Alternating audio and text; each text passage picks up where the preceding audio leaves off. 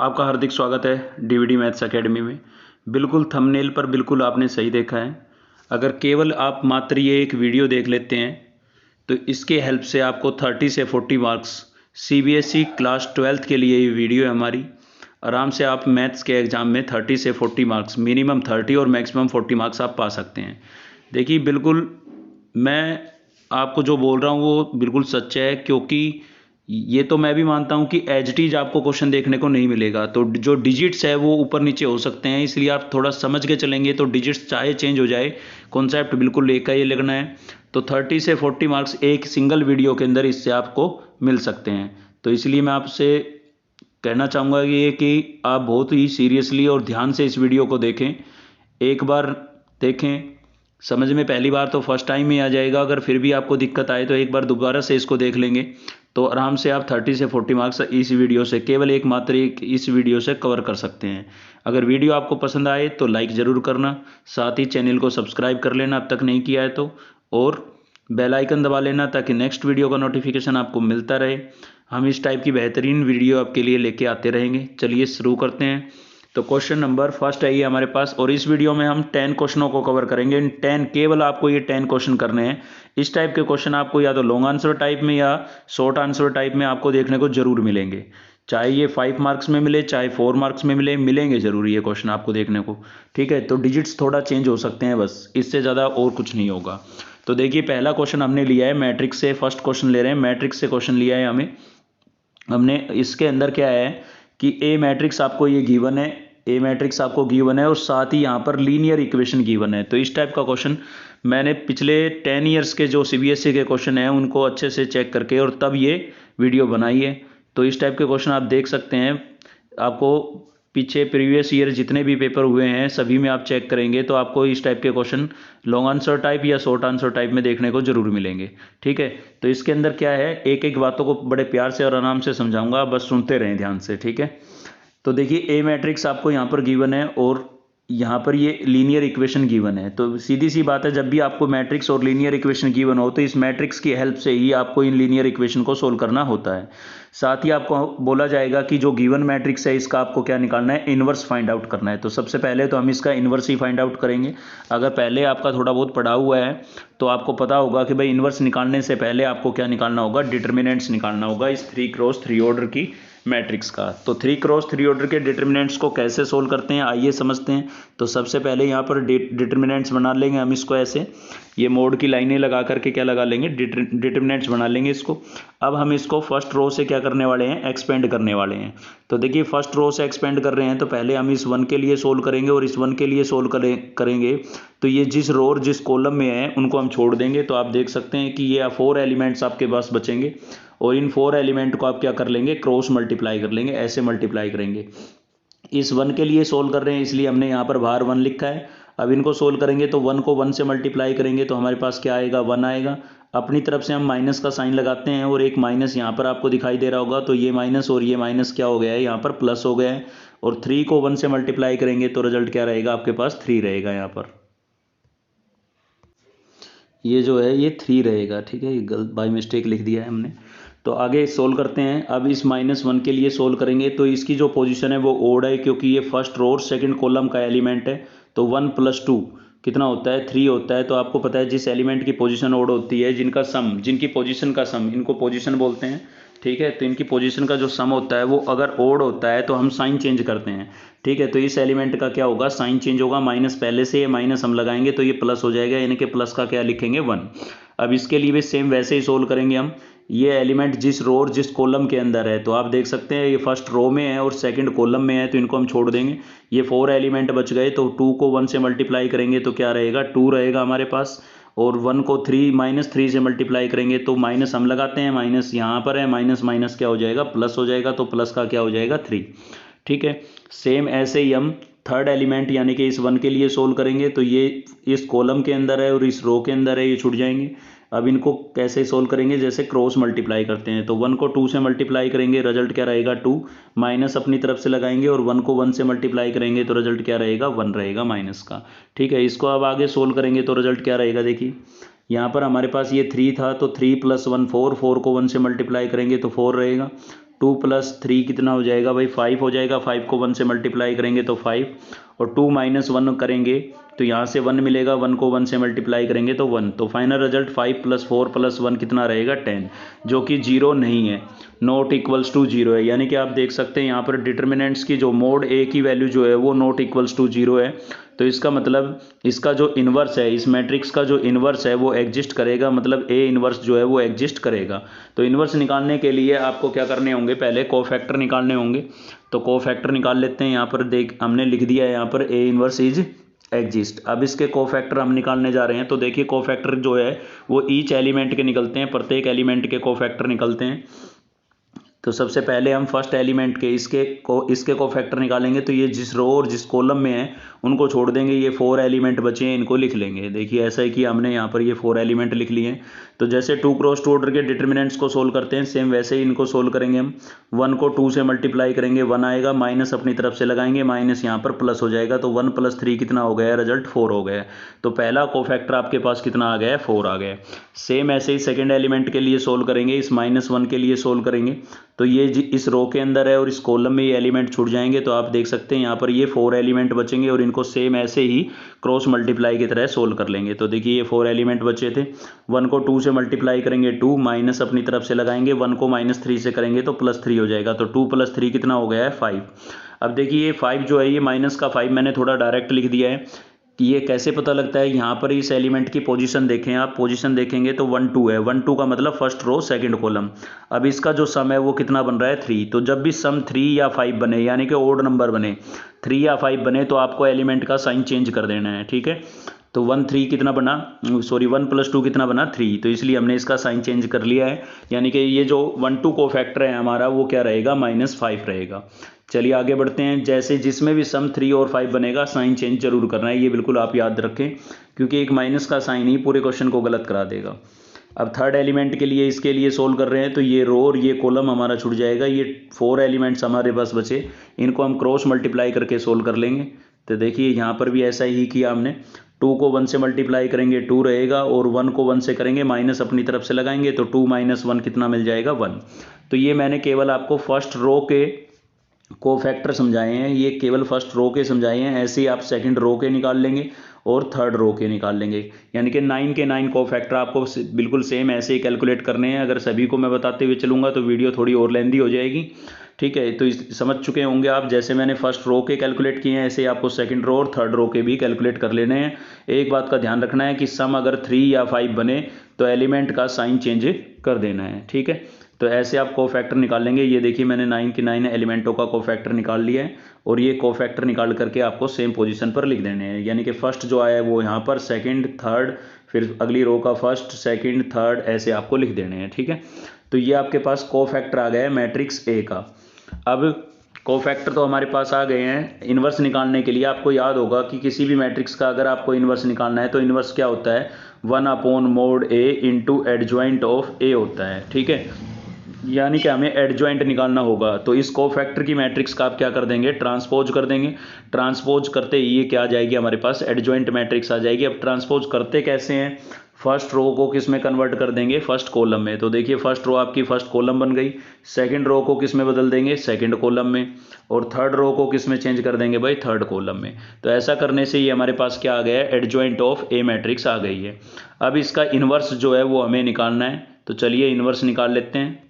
तो जैसा कि मैंने आपको बताया था कि इन्वर्स जो होता है वो क्या होता है भाई, ए इन्वर्स क्या होता है, ए इन्वर्स होता है हमारा 1/mod A, यानी कि determinants of A into adjoint A.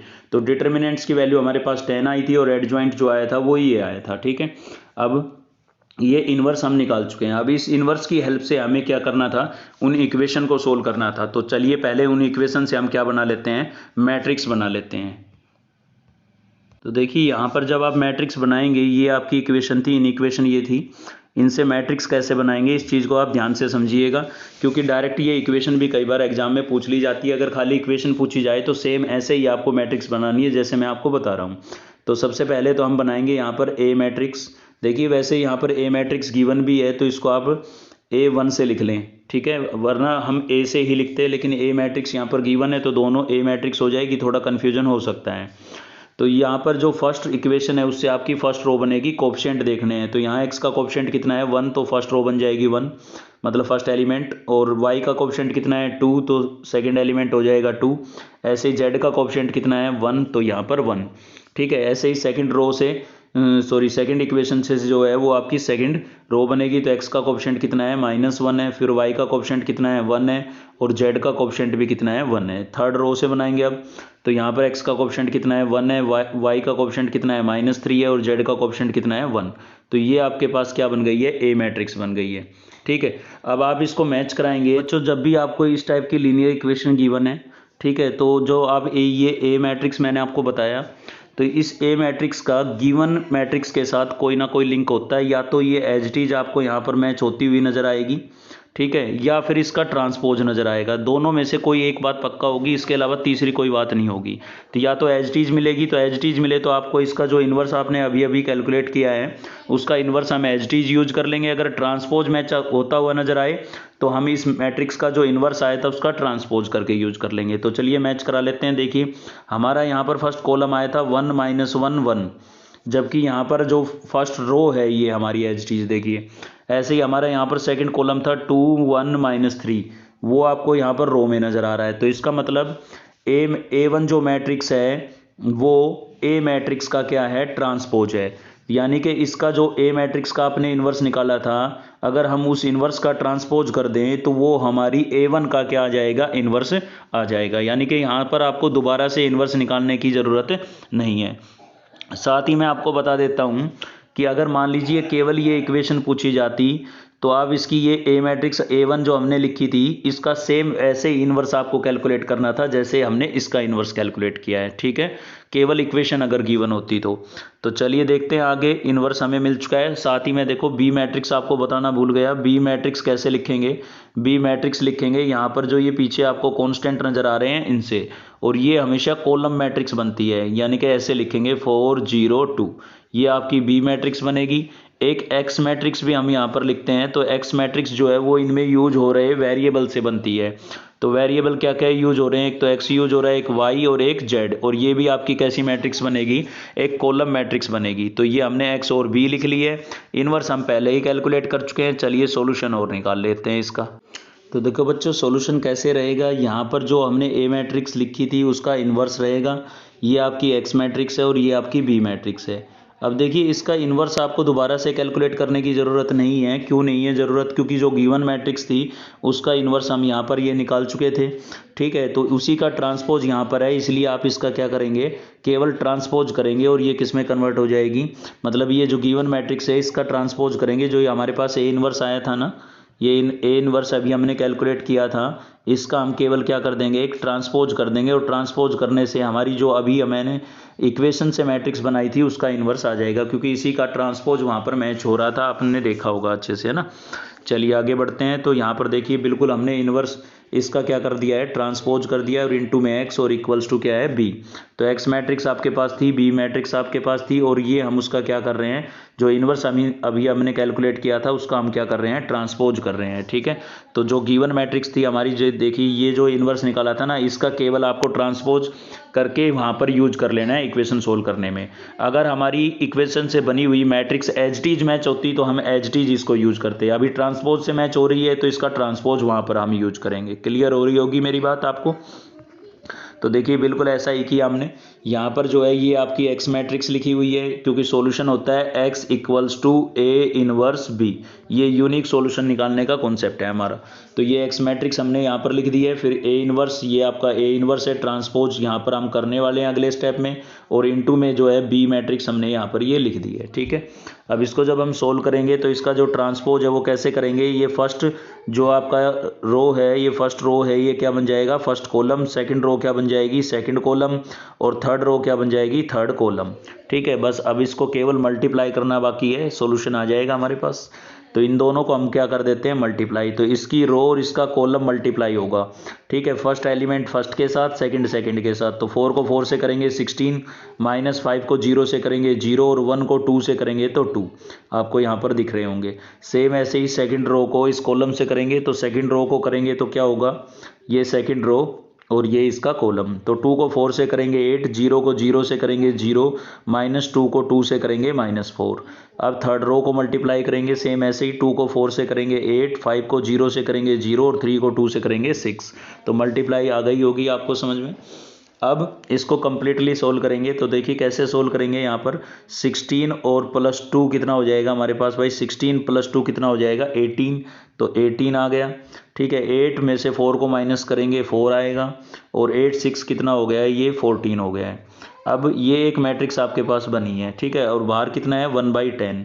अब इस 10 को जब आप अंदर मल्टीप्लाई करेंगे तो ईच एलिमेंट 10 से मल्टीप्लाई हो जाएंगे, यानी कि 18/10 हो जाएगा, 4/10 हो जाएगा, और यहाँ 14/10 हो जाएगा। अब इसको कैंसिल करेंगे 2 से, ये 9 पर और ये 5 पर, इसलिए आपको यहाँ पर 9/5 नज़र आ रहा है। इसको कैंसिल करेंगे 2 पर, ये 5 पर, तो इसलिए आपको यहाँ पर 2/5 नज़र आ रहा है। ठीक है, और सेम इसको 2 7 जा 14 और 2 5 जा 10, तो ये क्या हो जाएगा 7/5। तो ये आपके पास रिजल्ट आया। अब इधर आपको याद है कि इधर हमारी क्या थी, एक्स मैट्रिक्स चल रही थी, जो कि क्या थी XYZ। तो फर्स्ट एलिमेंट फर्स्ट के इक्वल होगा, यानी कि x की वैल्यू 9/5 हो जाएगी, सेकंड के इक्वल होगा तो y की वैल्यू 2/5 हो जाएगी, और थर्ड के इक्वल होगा तो z की वैल्यू क्या हो जाएगी 7/5 हो जाएगी। ठीक है, चलिए आगे बढ़ते हैं, नेक्स्ट क्वेश्चन देखते हैं। सेकंड क्वेश्चन हमने जो लिया है वो शॉर्टेस्ट डिस्टेंस से लिया है, यानी कि 3D से लिया है। तो इस टाइप का क्वेश्चन भी आपको या तो सेम, ये क्वेश्चन तो चांस कम ही है, देखो डिजिट चेंज हो सकते हैं, मैं आपको गुमराह नहीं करूंगा बिल्कुल भी। ठीक है, तो डिजिट तो चेंज हो सकते हैं, लेकिन शॉर्टेस्ट डिस्टेंस पर एक क्वेश्चन आपको पक्का एग्जाम में देखने को मिलेगा, चाहे वो लॉन्ग आंसर हो चाहे शॉर्ट आंसर हो, लॉन्ग आंसर हो चाहे शॉर्ट आंसर हो, बिल्कुल। ठीक है, तो चलिए समझ लेते हैं इसको कैसे करेंगे हम। तो आपको देखो यहाँ पर ये एक इक्वेशन गिवन है, एक इक्वेशन यहाँ पर गिवन है, बोला है साथ ही कि आपको ये इन दोनों के बीच में शॉर्टेस्ट डिस्टेंस यानी कि SD आपको कैलकुलेट करना है। तो सबसे पहले तो आपको मैं बताऊंगा कि भाई A1 B1 जो ये वेक्टर हम लिखते हैं ये कैसे लिखते हैं, तो चलिए समझते हैं इनको। तो देखिए A1 जो ये वेक्टर हमने लिखा है, ये पासिंग पॉइंट का पोजीशन वेक्टर होता है, जो यहाँ से लिखा जाता है। ये आपको दिख रहे होंगे डिजिट्स यहाँ पर। ठीक है, तो इनके साथ आपको क्या लगाने हैं, IJK लगाने हैं, क्योंकि आपको पता है एक्स एक्सिस के सिमेट्रिक जो यूनिट वेक्टर होता है वो I होता है, Y के सिमेट्रिक J और Z के सिमेट्रिक क्या होता है K, और इनके अपोजिट साइन आपको लेके चलने हैं, ध्यान रखें। तो ये बन जाएगा 1I 2J और 3K, तो बिल्कुल सेम आपको यहाँ पर नजर आ रहा होगा। और जो B वेक्टर हम लिखते हैं ये लाइन का पैरेलल वेक्टर होता है, जो कि आपको यहाँ पर नीचे मिलेगा, यानी कि आप कह भी सकते हैं कि ये लाइन के क्या हैं, डायरेक्शन रेशियो हैं। तो B1 वेक्टर हमारा क्या बन जाएगा यहाँ से 2I 3J और 4K, जो कि आपको यहाँ पर नजर आ रहा होगा। तो लाइन की जो वेक्टर इक्वेशन है वो कैसे लिखेंगे हम, R vector A1 + lambda B1। तो जी ये A1 और B1 की जो वैल्यू आई है इनको यहाँ पर आप रिप्लेस कर देंगे, और इससे ये लाइन की जो है वेक्टर इक्वेशन बन गई है हमारी। देखिए ये क्या बन गई है, लाइन की वेक्टर इक्वेशन, हमने A1 B1 की वैल्यू इसमें पुट कर दी है। सेम इसी प्रकार से हम सेकंड लाइन की भी वेक्टर इक्वेशन लिखेंगे। तो सेकंड लाइन में आपको यहाँ पर दिख रहा होगा, ये आपके पास है -2, थोड़ा धुंधला दिख रहा है, -4 है, और ये है -5। तो इनके साथ आपको केवल क्या लगाने हैं, IJK। तो ये बन जाएगा 2I + 4J + 5K, ये आपका A2 बन जाएगा। और ये नीचे जो आपको डायरेक्शन रेशियो दिखाई दे रहे हैं 3 4 और 5, इनके साथ भी हम IJK लगाएंगे, तो ये क्या बन जाएगा, B2 बन जाएगा। सेम इसी प्रकार से देखिए ये बना दिया हमने, ये आपका A2 बन गया, ये B2 बन गया। अब लाइन की इक्वेशन वेक्टर फॉर्म में लिखेंगे, तो आपको पहले A2 लिखना है, ठीक है, फिर लैम्डा नहीं यूज करेंगे, यहाँ पर म्यू यूज करेंगे। ठीक है, क्योंकि लैम्डा को हम पिछली लाइन की इक्वेशन में यूज कर चुके हैं, तो यहाँ पर कोई अदर स्केलर आपको यूज करना है। और ये हमने क्या लिख दिया है, B2। तो ये दोनों लाइनों की इक्वेशन को हमने किस फॉर्म में लिख दिया है, वेक्टर फॉर्म में लिख दिया है। अब देखिए SD निकालने का जो हमारा रिजल्ट था वो क्या था, ये रिजल्ट आपको याद रखना है, ये फॉर्मूला बिल्कुल आपको याद रखना है। ठीक है, पक्का आपको SD पर क्वेश्चन मिलेगा। देखिए ध्यान से देखते रहिए, क्या है, A2 - A1 और dot B1 × B2 upon mode of B1 × B2। ये फॉर्मूला आपको याद रखना है। केवल एक ये फॉर्मूला याद रखने से ही आपको ये समझ लीजिए कि ये क्वेश्चन आराम से इजीली आप सोल्व कर पाएंगे, क्योंकि ऐड सब्ट्रैक्ट मल्टीप्लाई डिवाइड तो लगभग सभी को आते हैं। ठीक है, पहले बिल्कुल भी नहीं पढ़ा हुआ है तो ये वीडियो कम से कम आपको 2 बार देखनी होगी। अगर पहले पढ़ा हुआ है तो आपको एक बार में ही अच्छे से समझ में आ रहा होगा। तो देखिए A2 वेक्टर में से A1 को हमें क्या करना है, माइनस करना है, B1 को B2 के साथ क्या कराना है, क्रॉस प्रोडक्ट कराना है। फिर साथ ही बीच में इनके डॉट दिखाई दे रहा होगा तो इन दोनों का क्या कराना है, डॉट प्रोडक्ट। और अपोन में B1 क्रॉस B2 का आपको क्या चाहिए, मैग्नीट्यूड। तो चलिए 1 बाई 1 ये सभी चीज़ें हम कैलकुलेट कर लेते हैं। तो देखिए सबसे पहले हमने निकाला है A2 माइनस A1। तो A2 में से A1 को माइनस करेंगे तो कोरस्पॉन्डिंग एलिमेंट जो है वो सब्ट्रैक्ट होंगे, मतलब I का नंबर I में से, J का J में से और K का K में से। तो सब्ट्रैक्ट आप जब कर लेंगे तो A2 माइनस A1 का ये रिजल्ट आ जाएगा आपके पास। अब हम निकालने जा रहे हैं B1 क्रॉस B2। तो देखिए क्रॉस प्रोडक्ट को डिटर्मिनेंट्स का यूज करके निकाला जाता है, जिसकी फर्स्ट रो हमेशा क्या रहती है, I J के। फिर यहाँ पर लिखा हुआ है B1, तो B1 के जो स्केलर हैं, B1 के साथ जो नंबर है उनसे आपकी सेकंड रो बनेगी, और B2 में जो नंबर आपको स्केलर कंपोनेंट नजर आ रहे हैं उनसे आपकी क्या बनेगी, थर्ड रो बनेगी। अगर आप सिलेबस को डिटेल में एक एक क्वेश्चन पढ़ना चाहते हैं तो आप चैनल की प्लेलिस्ट में चले जाएं, वहाँ पर सभी वीडियो अवेलेबल है। ठीक है, अब इसको हम फर्स्ट रो से सेम वैसे ही एक्सपेंड करेंगे जैसे हमने मैट्रिक्स के क्वेश्चन में किया था। तो आई के लिए सोल्व करेंगे तो आई लिखेंगे यहाँ पर, ये फर्स्ट रो और फर्स्ट कॉलम छुट जाएगा। 3 5 जा क्या हो जाएगा 15, माइनस 4 4 जा क्या हो जाएगा 16। ठीक है, सेम ऐसे ही आप जे के लिए सोल्व करेंगे तो सेकंड एलिमेंट का साइन चेंज करते हैं, इसलिए देखिए माइनस जे लिख दिया है क्योंकि इसकी पोजीशन ओड होती है। इस कॉलम को और इस रो को हम छोड़ देंगे और बचे हुए 4 एलिमेंट्स को सेम वैसे ही सोल्व करेंगे। तो 2 को 5 से करेंगे तो कितना हो जाएगा हमारे पास 10 हो जाएगा, और 3 को 4 से करेंगे तो क्या हो जाएगा भाई 12 हो जाएगा। अब k के लिए हम सोल्व करने जा रहे हैं। तो देखिए k के लिए जब हम सोल्व करेंगे तो ये कॉलम और ये रो आपकी छूट जाएगी। ये 4 एलिमेंट आपके पास बचे हैं तो इनको भी सेम वैसे ही मल्टीप्लाई करना है। 2 को 4 से करेंगे तो क्या आएगा 8, और 3 को 3 से करेंगे तो क्या आ जाएगा 9, माइनस हम लगा के चलते हैं। ठीक है, अब इसको सोल्व करेंगे तो हमारे पास B1 क्रॉस B2 आ जाएगा। 15 में से 16 को माइनस करेंगे, माइनस का 1 बचेगा, इनटू में आई है तो क्या हो जाएगा माइनस का आई। 10 में से 12 को माइनस करेंगे, माइनस का 2 बचेगा, माइनस यहाँ पर है तो माइनस माइनस प्लस 2j हो जाएगा। यहाँ पर इसको माइनस करेंगे, 8 में से 9 को, माइनस का 1 बचेगा, माइनस के 1 को k से मल्टीप्लाई करेंगे, माइनस का k। तो ये B1 क्रॉस B2 का आपके पास रिजल्ट आ गया है। साथ ही फॉर्मूला मैंने आपको लिख के बताया था तो आपको याद होगा कि उसमें इसके मैग्नीट्यूड की भी आवश्यकता होगी, इसके मैग्नीट्यूड की। तो यहाँ पर मैग्नीट्यूड निकाल लिया हमने। मैग्नीट्यूड निकालना बहुत ही आसान है, स्क्वायर रूट आई के स्केलर का स्क्वायर जो कि -1 है, तो -1 का स्क्वायर +1 हो जाएगा, 2 का स्क्वायर 4 हो जाएगा, और -1 का स्क्वायर +1 हो जाएगा। तो √6 है जो है वो आपके पास क्या आ गया है, इसका मैग्नीट्यूड आ गया है।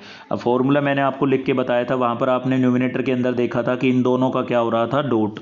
तो हमें इन दोनों का डॉट कराना है। डॉट कराना बहुत ही आसान है, पहले आप इसका रिजल्ट लिख दें। तो देखिए ये लिख दिया है, फिर इसका रिजल्ट लिख दें, ये लिख दिया हमने, ये यहाँ पर कैलकुलेट किया था। अब इन दोनों का क्या करा देते हैं, डॉट। डॉट कराएंगे तो आई का नंबर आई के नंबर के साथ, जे का जे के साथ, और के का के के साथ मल्टीप्लाई होगा। यहाँ पर आई के साथ 1 है, यहाँ पर आई के साथ -1 है, तो देखो दोनों को प्रोडक्ट करा दिया। यहाँ जे के साथ 2 है, यहाँ भी जे के साथ 2 है, दोनों का प्रोडक्ट करा दिया। यहाँ के साथ 2 है, यहाँ के साथ -1 है, दोनों का प्रोडक्ट करा दिया। ठीक है, तो 1 को -1 से मल्टीप्लाई करेंगे -1, 2 को 2 से करेंगे 4, और 2 को -1 से करेंगे -2। तो यहाँ पर आप देख सकते हैं कि फाइनल जो रिजल्ट आपके पास बचेगा वो प्लस का 1 बचेगा। तो सभी चीज़ें हमने कैलकुलेट कर ली है, अब फॉर्मूले में रिप्लेस कर देते हैं। तो ये आपका SD का फॉर्मूला था। ये इन दोनों का डॉट प्रोडक्ट जो है वो आपके पास कितना आया था 1, तो यहाँ पर हमने लिख दिया है 1।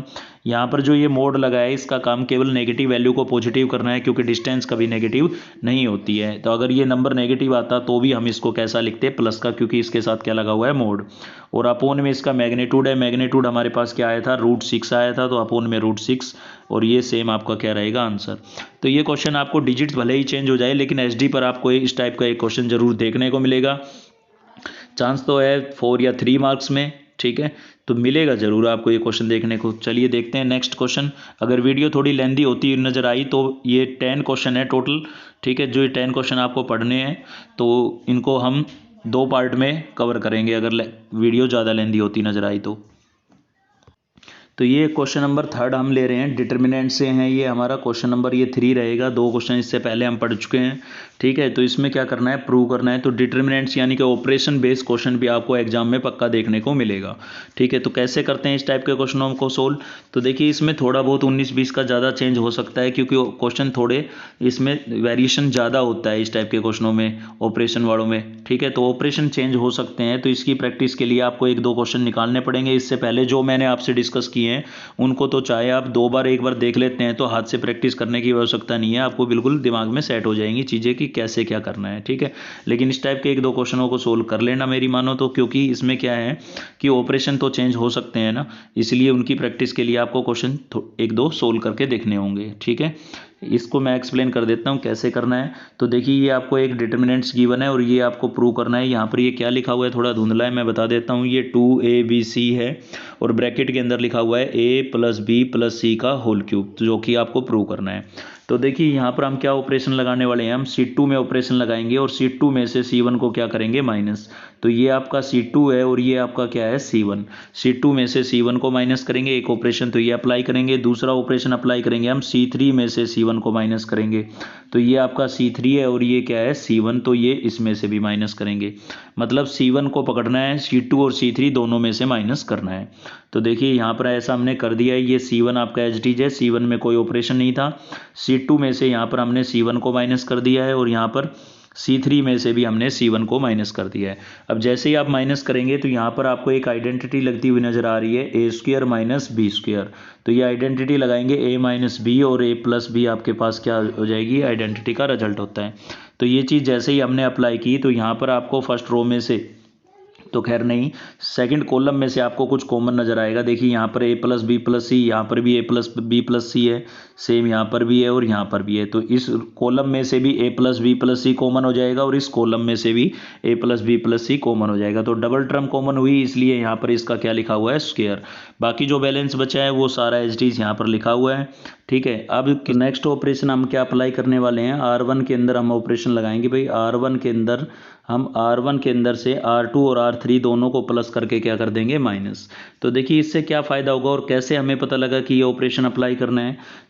देखिए मैं एक चीज़ आपको अच्छे से क्लियर कर देता हूँ, ये बात अच्छे से आप दिमाग में रख लीजिए कि भाई वो ज़रूरी नहीं है जो ऑपरेशन मैं अप्लाई कर रहा हूँ सेम वो अप्लाई करें। आपको ऑपरेशन बस ऐसे लगाने हैं जिससे आपको कोई बेनिफिट हो, कोई फ़ायदा हो। और फ़ायदा क्या कि कुछ टर्म्स कैंसिल हो जाए या कुछ कॉमन हो जाए, बस। कोई ज़रूरी नहीं है जो ऑपरेशन मैं लगा रहा हूँ वही आप लगाए, आपके जो माइंड में आ रहा है वो आप लगा सकते हैं। जैसे कि एग्जाम्पल, आप R1 में से R2 को माइनस कर सकते हैं, ठीक है। हमने क्या किया, R2 और R3 दोनों को ऐड करके माइनस कर रहे हैं हम। तो देखिए इसमें क्या करेंगे, इन दोनों को हम ऐड कर लेंगे R1 और R2 को और उठा करके इसमें से माइनस कर देंगे। तो कैसे पता लगा हमें ये चीज़, क्योंकि यहाँ पर देखिए A प्लस का है और B किसका है, माइनस का है, C भी माइनस का है। तो भाई सीधी सी बात है, इस नंबर को आप इसमें ऐड करेंगे तो कुछ ना कुछ ज़रूर कैंसिल होगा। सेम यहाँ पर भी इसमें इसको ऐड करेंगे तो कुछ ना कुछ ज़रूर कैंसिल होगा, ठीक है। तो हम क्या कर रहे हैं कि इन दोनों रो को ऐड करके इसमें से क्या कर देंगे माइनस। तो माइनस करने पर ये आपके पास रिजल्ट आ जाएगा, ठीक है। अब नेक्स्ट हमारा ऑपरेशन क्या होगा, देखिए अगर हम यहाँ पर C1 कॉलम के अंदर, C2 कॉलम के अंदर, C2 कॉलम में अगर हम ऑपरेशन लगाएं कि C2 के अंदर हम C1 को 1/b से मल्टीप्लाई करके ऐड कर देते हैं। C1 को पहले हम 1/b से मल्टीप्लाई करेंगे ताकि यहाँ पर b की टर्म कैंसिल हो जाए, फिर उठा करके C2 में क्या कर देंगे ऐड। सेम C3 में भी ऐसा ही हम करेंगे। C3 के अंदर C1 को पहले हम 1/c से मल्टीप्लाई करेंगे और फिर इसमें क्या कर देंगे ऐड। क्योंकि इसमें हमारे पास C नहीं है इसलिए 1/c से मल्टीप्लाई किया, इसमें b नहीं है इसलिए 1/b से मल्टीप्लाई करेंगे। क्लियर है। तो ये दोनों ऑपरेशन लगते ही आपके पास 2 जीरो यहाँ पर बन जाएगी। तो ऐसा जैसे करेंगे आप तो 2 जीरोज आपको यहाँ पर दिखाई दे रही होगी। अब इसको आप फर्स्ट रो से एक्सपेंड कर सकते हैं।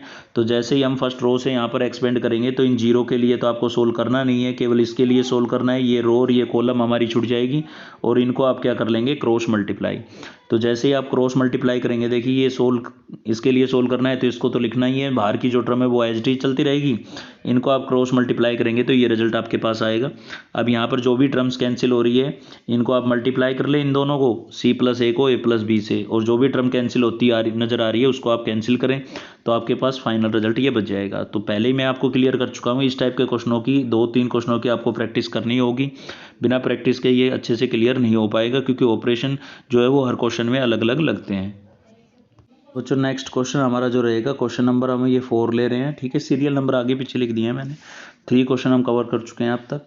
तो ये जो क्वेश्चन है आपका, ये एलिमेंट्स की अगर आपके पास बुक है तो एक्सरसाइज 7.6 से हमने क्वेश्चन कवर किया है। और इस टाइप का क्वेश्चन आपको पक्का एग्जाम में देखने को मिलेगा, चाहे वो लॉन्ग आंसर मिले चाहे शॉर्ट आंसर मिलेगा ज़रूर, ठीक है, श्योर गारंटी लेता हूँ मैं इस क्वेश्चन की। तो इस टाइप का क्वेश्चन मतलब पावर्स में थोड़ा बहुत चेंज वेंज हो सकता है, लेकिन variable raise to power variable का क्वेश्चन आपको देखने को जरूर मिलेगा। इनको हम देखिए, बेस में भी वेरिएबल है, पावर में भी वेरिएबल है, सेम यहाँ बेस में भी वेरिएबल है, पावर में भी वेरिएबल है। तो इस टाइप का क्वेश्चन आपको देखने को मिलेगा, ठीक है। तो ऐसे केस में हम क्या करते हैं, लॉगरिथम की हेल्प से डेरिवेटिव करते हैं। इस फर्स्ट टर्म को हम यू लेट कर लेंगे और सेकंड को वी। तो देखिए, फर्स्ट को हमने यू और सेकंड को वी लेट कर लिया है। तो यू आपका ये फर्स्ट टर्म हो गई और वी सेकंड हो गई। दोनों को आप अलग अलग सिंप्लीफाई करेंगे। तो पहले हम u का डेरिवेटिव कर रहे हैं। तो ये आपका जो है ये u है, इसमें टेकिंग लॉग बोथ साइड करेंगे हम। टेकिंग लॉग बोथ साइड करेंगे तो यहाँ पर हो जाएगा log ऑफ u। और यहाँ पर लॉगरिथम की हम जब प्रॉपर्टी लगाएंगे तो log of m raise to power n हो जाएगा, जो कि क्या होती है, n log ऑफ m होती है, ठीक है। ये प्रॉपर्टी हम यहाँ पर अप्लाई करेंगे, मतलब ये पावर जो है ना, ये कहाँ आ जाती है, आगे आ जाती है। तो देखिए आपका ये जो कोस है ये आगे आ चुका है, ये प्रॉपर्टी अप्लाई करने से।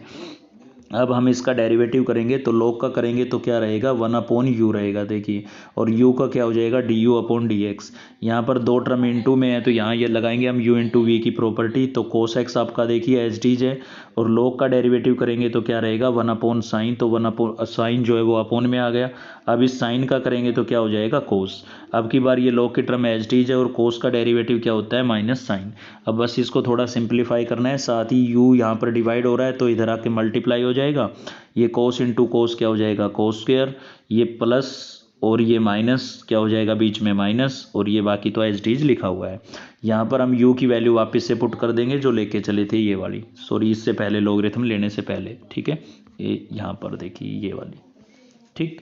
तो यहाँ पर u का डेरिवेटिव कंप्लीट हो चुका है। अब हम v पर चल रहे हैं, तो ये आपका v है। इसमें भी सेम है, ऐसे ही हम टेकिंग लॉग बोथ साइड करेंगे और पावर को कहाँ उतार लेंगे, आगे की तरफ।